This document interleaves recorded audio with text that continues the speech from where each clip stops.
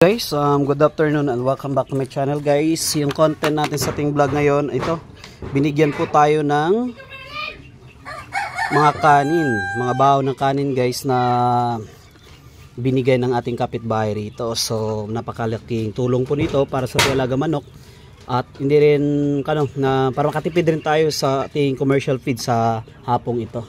So, ito po guys, lahat-lahat na kanin na mayroong halong sapal ng nyog. Ito po yung ating ibibigay na patuka sa ating mga alagang manok. Kahit papano, nakatipid po tayo ngayon sa feeds. Ang dami po nito guys yan. Yun po. Nito po ka. Marami. Yan. So hindi ko na ito guys haluan pa ng commercial feeds.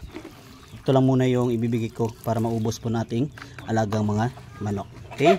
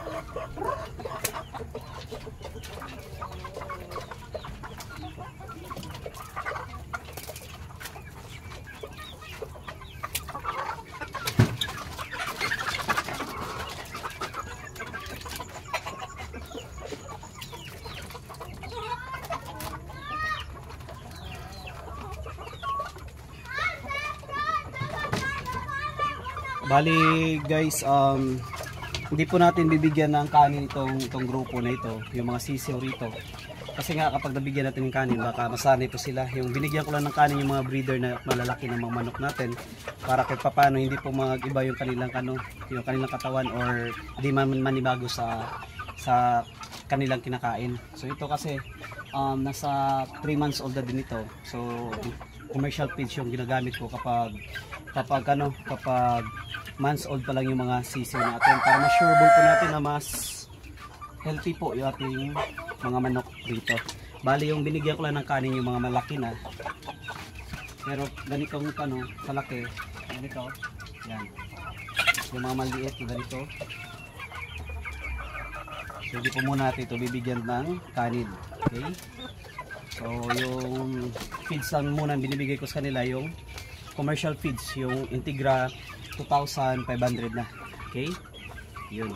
So, yun guys, nabigyan natin lahat-lahat pero mayroon pa tayong natira dito. Pero yung ibang kanatin, yung mga lagay ng pagkain, punuin natin para hindi pumasay itong mga kanin na ito. Okay? So balikan natin doon sa kanina sa kabila at punuin natin po yung kanilang lagay ng pagkain. Okay.